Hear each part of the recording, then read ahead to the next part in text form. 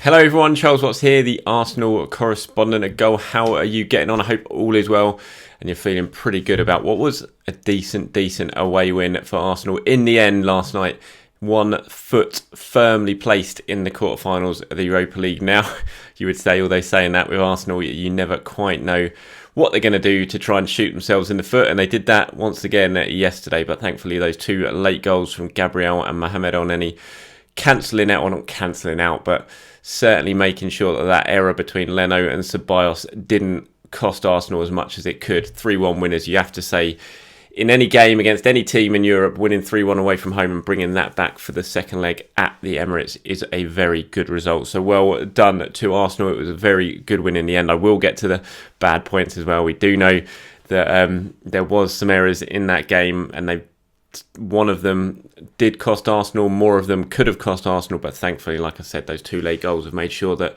we're not sitting here talking about another game that Arsenal managed to chuck away, and instead we're sitting here talking about what was a very good away win. So, I thought Arsenal were good. I thought they started the game really well. They could have been a couple up in the first few minutes, couldn't they? It was they had a couple of chances. Aubameyang with that header that hit the bar.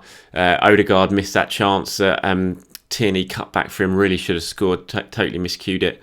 And they played really well. They eventually got the goal they deserved through Odegaard. Fantastic strike. I'm not sure what the keeper was doing, but brilliant strike from Odegaard. His first goal for Arsenal, first Norwegian to score for Arsenal ever as well. And he thought at that point they're well set to go on and win this game fairly comfortably, and they should have been out of sight, just like against Burnley at the weekend in the Premier League, and then they managed to do it again, didn't they? They'd been warned in the first half. They'd had a couple of let-offs that time when David Luiz played himself into trouble. Olympiacos really should have equalised there. They didn't. They missed, but they were given another opportunity in the second half. Ceballos had just come on. Leno, not the best decision to pass the ball out to Ceballos in the first place, but then Ceballos got himself caught. He turned, he shouldn't have done, and Arsenal just got themselves into all sorts of trouble. It was a very good finish by Olympiacos to make it 1-1.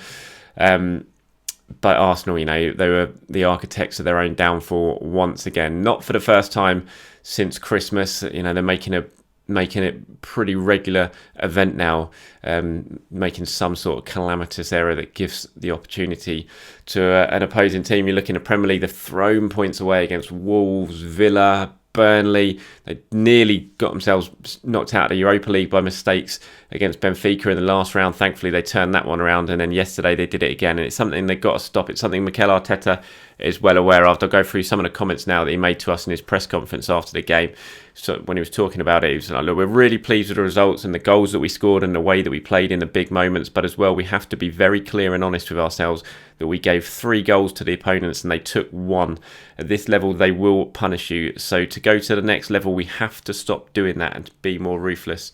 When you're in dominant and playing that well, just kill the game. And I think that is it. It's not just about the errors at the back. It's also about taking the chances. And we've seen in the last couple of games that Arsenal haven't taken their chances when they should have done. And that has caused them almost as many problems as the mistakes that they've then committed at the other end.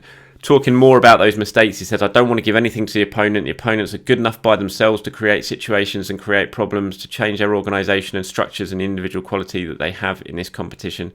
So I want to give 0 to the opponent. Whatever we do, we have to earn it so much. So I'd like the opponents to have to do the same. So I'm happy with the result, but I'm not satisfied with how we controlled the game through 90 minutes. That's something we have to improve. So there was a lot of frustration from Arteta after the game. You could sense that. As soon as he sat down, you could tell he was frustrated. Although it was a very good win and he admitted it, certainly the impression you got from him that his overriding emotion after the game was of frustration. He knew that his side had, put themselves in trouble and made that a lot more difficult than they should have done. And he knows also, looking ahead further in the competition, if Arsenal do get to the quarterfinals, you're going to be up against the likes of Spurs. You would think, well, definitely either Milan or United. Really good result for Milan at Old Trafford yesterday. Teams like that, Villarreal even, Emery's Villarreal, teams like that who are playing well, and you can't be giving goals away and expect to come back. Olympiacos weren't great. Arsenal managed to come back yesterday, but you can't do that all the time. And he was asked again, Mikel, are Arsenal, you're kind of getting known now for being your worst own enemy, and what would you say to that? and his response was like, yeah, to be honest, they're not far off. The goals or the chances we have conceded are coming from ourselves. That is really positive because the moment we stop it, it'll be even stronger.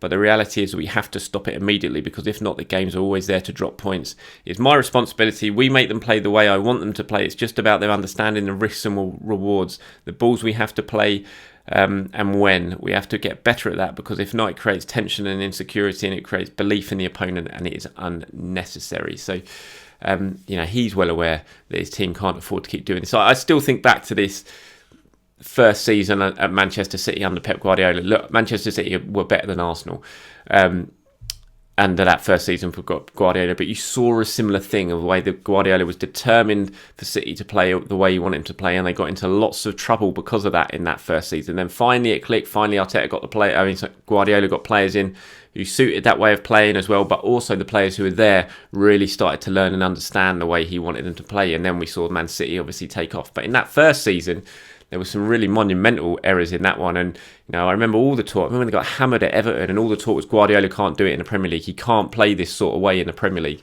It's just not going to happen.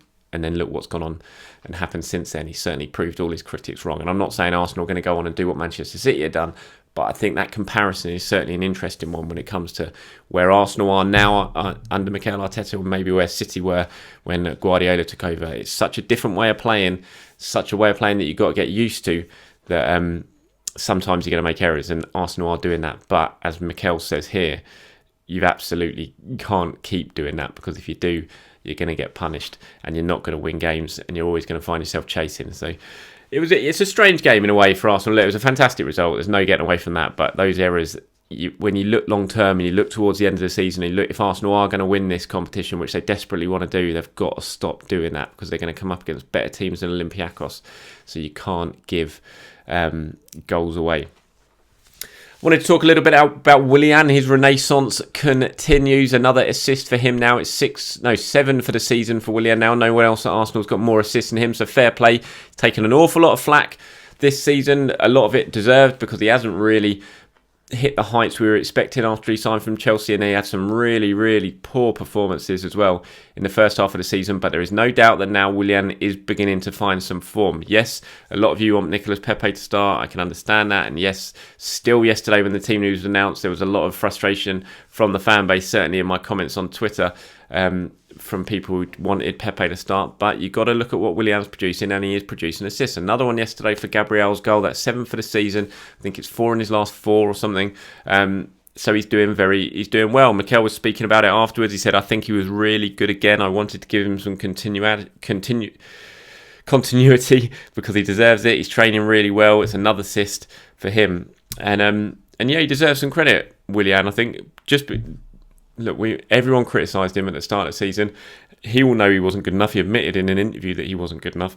But now he's doing well. I think we all have to single him out for a bit of praise, and he is beginning to contribute, and that's what you want to see, certainly from Willian. It's what you expected when he signed, and long may that continue. It'll be interesting to see whether he starts at the weekend against Spurs. I think Pepe will probably come in. I think he's going to have to make some changes for that one. Mikel, certainly with a second leg in mind, even though it is a North London derby, that second leg for me still takes preference in terms of how important the game is, although there are 4 days for Arsenal to rest. But I imagine Pepe will start from that. But fair play to Willian. I thought it was another good assist, and I thought he played very, very well as well. Quickly about Martin Odegaard, first goal for Arsenal last night. It was a weird game. I thought he was dreadful for the first half an hour or whatever it was. And when did he score his goal? On the 34th minute, yeah. I thought he was dreadful the first half hour. He missed that chance early on. His touch was all over the place. I just thought he had a really, really poor half an hour, and then bang, he smacks one in like that. So fair play to him. And actually, look at his stats, 4 shots, more than anyone else on the pitch, that is. He had the most blocked shots, he had most key passes, obviously scored his goal. So you look at the stats, and it was a very solid performance from him. And Mikel was very happy with him. He says he helps us to do the process much better. He helps us as a team because he gives us a lot of continuity on the ball. He's really intelligent to find the spaces. He attracts a lot of opponents.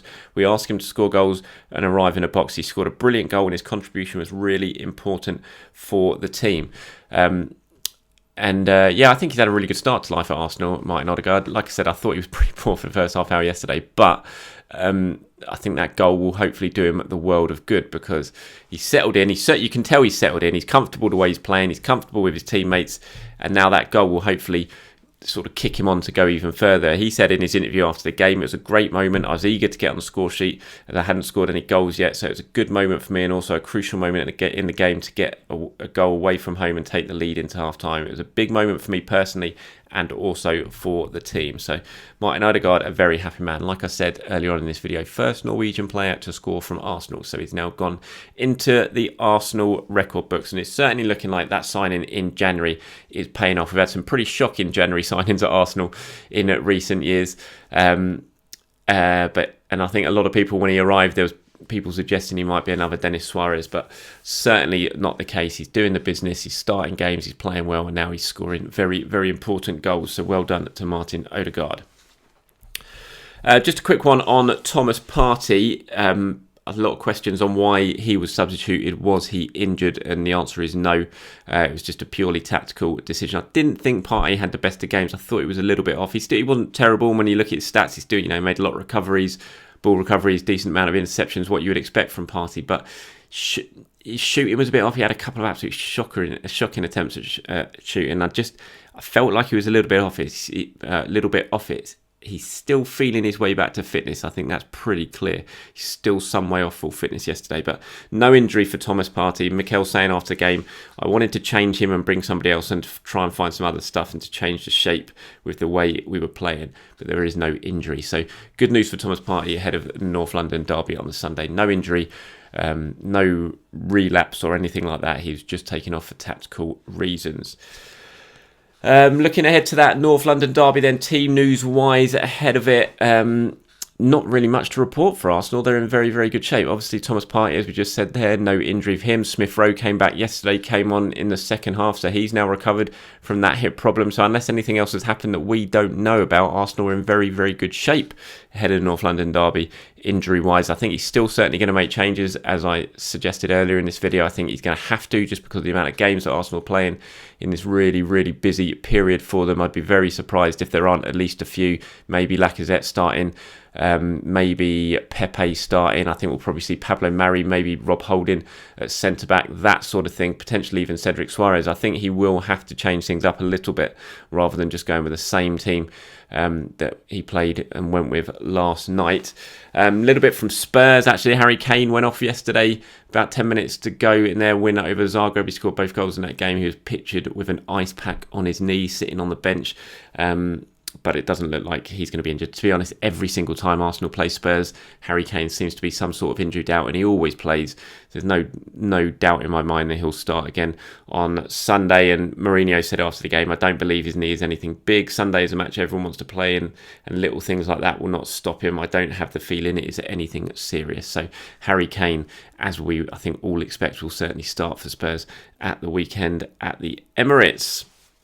Right, before I go, shall we talk about player ratings? Obviously, I didn't get to do my ratings yesterday because I was just a little bit too busy after the game, waiting for the press conference to start, that sort of thing. So I will go through them now for anyone who is interested. Let's start with Bert Leno. Look, I thought Leno was at fault for the goal. Yes, it was an error from Ceballos as well, but I'm not sure it was the best pass out from Leno. Certainly played Ceballos into a little bit of trouble. I'm going to give Leno a 6. I thought Hector Bellerin was good at right back. I thought he had a decent game at Hector. Fair play to him, because he gets a lot of grief at the moment for some reason. He seems to be the whipping boy, which I think is pretty harsh, but he played well yesterday. I thought Hector, he's going to get a 7 for me. Gabriel I thought was excellent. Obviously scored the goal. What an amazing header that was. That is right up there with one of the best headers I've seen for an Arsenal player. I talked about it on social media earlier this morning. I remember David Platz against Manchester United in 1997. I remember Alan Smith's against Austria Vienna way back in 1991 in the European Cup. Other people have sent in suggestions like Bentner against Stoke, Bentner against Spurs, United again, Henry against United, Sagna against Spurs. All great headers, but I thought that one yesterday from Gabriel was absolutely magnificent. Really, really top header, and he played very well. He gets my man of the match, actually, Gabriel, and I'll give him an 8. I'm going to give David Luiz a 7. Kieran Tierney going to get a 7. I thought Tierney started the game really well, was really causing Olympiacos problems. They got to grips with him more as the game went on, but another good performance from Kieran, so he's going to get a 7 for me. In midfield, like I said, I thought Thomas Partey was just a little bit off. He only lasted about 55 minutes. Just didn't think it was one of his better games. Just looks like he's still trying to find his way back to fitness. So Thomas gets a 6. Granit Xhaka, as usual, the fulcrum of Arsenal attack. You look at him here, 94 touches, that's 14 more than anyone else. Competed in more duels than anyone else. Most aerial duels than anyone else. 85 passes, again, more than anyone else at Arsenal. 79 of those were accurate. 48 of them were in the opposition half, again, higher than anyone else. So even when he's just not really in the game, Xhaka is still the heartbeat who's making the game, making things tick for Arsenal. So I thought he was fairly solid as well. He gets a 7 for me. And then up front, not Saka's best game. He's looked a little bit tired, perhaps. I thought he did against Burnley as well. Wasn't great last night. I thought I'm going to give Saka a 6. Odegaard, I'm going to give a 7, mainly for his goal. Again, I didn't think it was his best performance, certainly for that first half an hour, but he scored the goal, and you look at his stats, and his stats show that he had a decent game and was heavily involved. So he gets a 7. Willian, I'm going to give a 7 as well. Good cross for Gabriel, nice assist. Thought he played well throughout as well, especially in the first half. I thought he was a big threat. And Aubameyang is going to get a 6, not Aubameyang's best game. Should have scored with that header. Brilliant save, but I think he should have scored with that header in the first half. So he gets a 6. The only sub I'm really going to rate is El Neni, just because of that goal. What a fantastic goal that was from him. Apparently Mikel Arteta saying after the game that he's been working really hard with Steve Round in training to improve his long distance shooting, and that's his second goal of the season now for him. He's first Arsenal player to score his first 4 Arsenal goals, all in European competition. I think it was Barcelona, Borisov, Dundalk, and now last night in Olympiacos. So yet to score in the domestic competition for Arsenal, but he scored 4 in European competition. So and then he gets a 7. Right, that's about it from me. Thank you very much for watching. Everyone, do enjoy the rest of your Friday. I will try and pop back on tomorrow morning if I can, and look a little bit ahead to that Tottenham game, do my predicted 11, that sort of thing. Thanks for watching, everyone. Enjoy the rest of your Friday. Speak to you very soon.